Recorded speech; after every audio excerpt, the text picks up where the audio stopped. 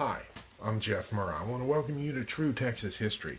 Today I'm going to be talking about Old Leathercoat and the General. You know, I perhaps it's because by vocation I'm a counselor and deal with human relationships, but in terms of history, I always find some of the more fascinating parts of history go back to the relationships that people had with each other. And Texas history has its own share of cantankerous characters and their relationships. And one of those that I came across recently is that of Old Leathercoat and the General.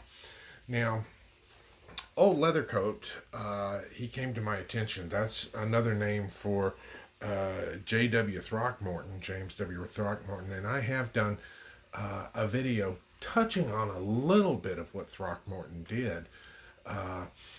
He was one of the representatives that was bold enough to go ahead and stand up in opposition to secession and made a famous speech, and I talked about that in the previous video. Now, during the course of the war, he did serve, and his focus was on protecting the people of his home county. He found some volunteers, and they went ahead and protected the residents of that part of Texas from the Indian raids. In fact, he secured several treaties with the Indians, and the Indians are the ones that gave him the name Old Leathercoat. He took the attitude, and I like this attitude, quote, "I shall never draw a sword to stab my state, but shall shoulder my musket and stand by her until death." And he took this attitude. He was opposed to Texas leaving the Union, but okay, it had. And so he went ahead and fulfilled his responsibility, because manliness is not something you hear about a lot these days, to go ahead and carry through and be responsible when it's not a pleasant thing to do. And he went ahead and did that. And, I'm very thankful that some of the commissioners in McKinney, Texas, were wise enough to leave his statue there. I mean, because he was an admirable man. After the war, he was elected governor of Texas, and he had some run-ins with Charles Griffin, General Griffin. You usually hear of General Griffin being the one that gave the orders for Emancipation Proclamation in Texas, also known as Juneteenth.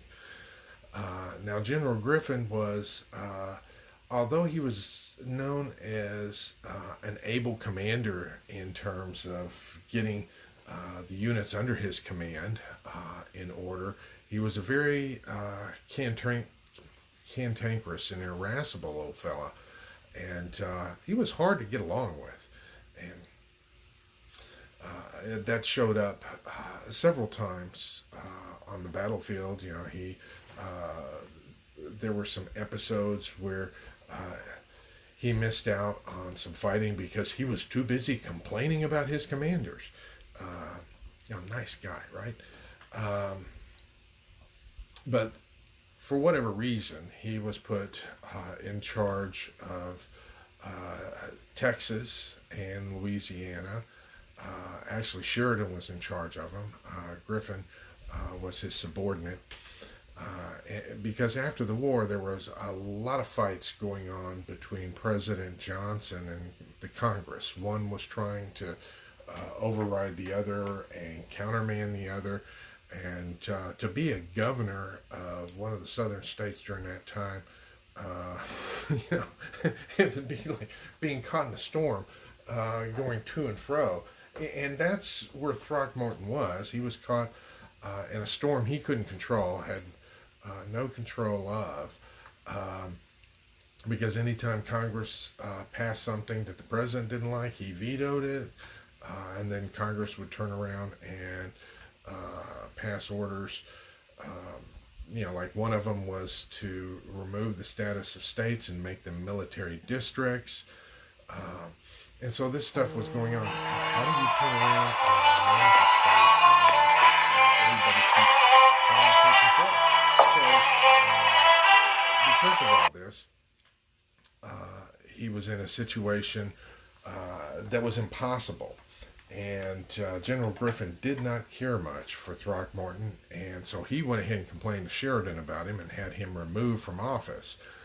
Now, Throckmorton, people felt like he got an unfair shake being removed from office, and later on ran for governor, but didn't succeed. But at least he had another chance, because he was a legitimate governor, and then was kicked out of office by the military. So, I mean, we have had some political upheavals in Texas.